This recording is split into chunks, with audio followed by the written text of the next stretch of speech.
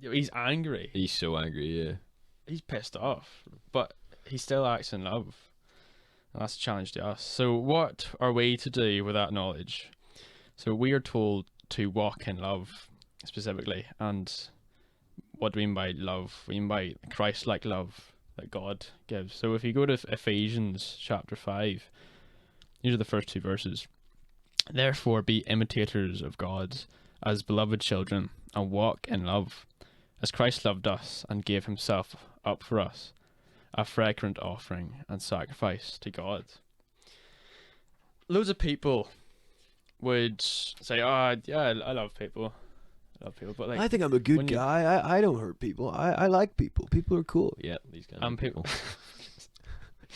But and then the other people would say, you know, "Oh, I love God.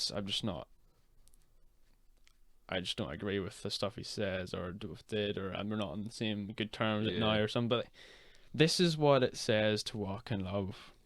As Christ loved us and gave himself up for us, a fragrant offering and a sacrifice to God.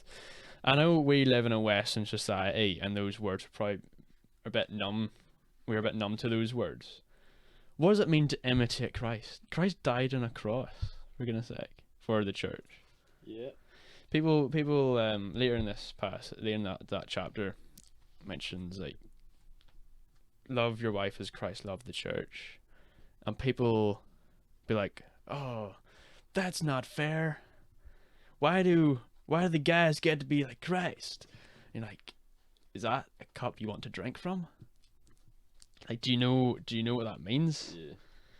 So anyway, I'm gonna quote. There's a guy called Mike Winger. He's a pastor from America for a wee while. So he says, "The love is not feelings, but the love has feelings. So the feelings they don't make a relationship legitimate. For example, like adultery, there's a lot of emotions tied up with that. But the lack of these feelings do not make a relationship illegitimate. Some may say we fell out of love, but God never told you to fall in love. He told you to walk in love."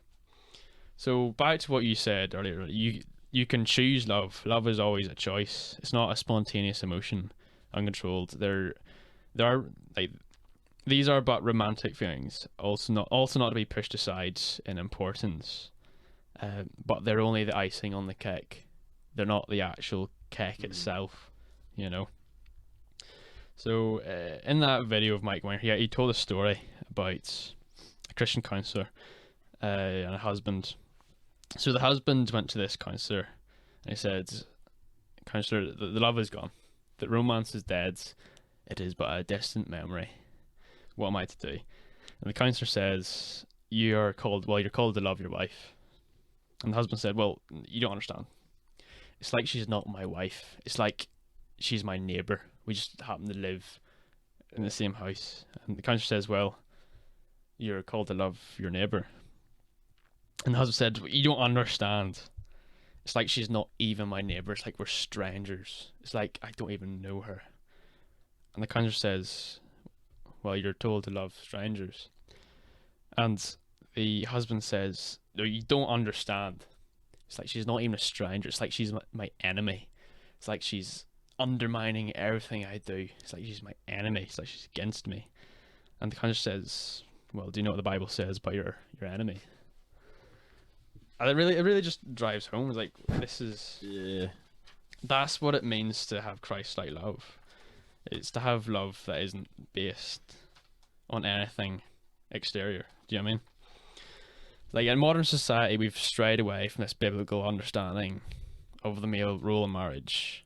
Like there are a plethora of so-called love stories where the only thing displayed is a rush of like falling in love and the honeymoon phase, you know, flowers and chocolates. Yeah. And they do little display what it truly means to love your wife as Christ loved the church, all icing and no sponge. So romantic love is to true godly love as fun / joy / happiness is to a meaningful life. All wonderful things to be wished for and maintained, so not to wither in the hardships of life. But by no means are they sufficient nor reliable enough to lay your foundations on. And like romance passes and is rekindled as happiness and joy comes and goes. But perhaps if one strives to live a life that is meaningful, he could bear the storms of his existence when joy is but a memory. Likewise, if we therefore put the focus on Christ like love, we might overcome the speed bumps that many are left undone by. What do you think about that? Read that last bit again. This is no longer Mike Winger, by the way. This is me. So romance passes and is rekindled as happiness and joy comes and goes. But perhaps if one strives to live a life that is meaningful, he could bear the storms of one's existence when joy is but a memory. Likewise, if we therefore put the focus on Christ-like love, we might overcome the speed bumps that many are left undone by. It's very powerful.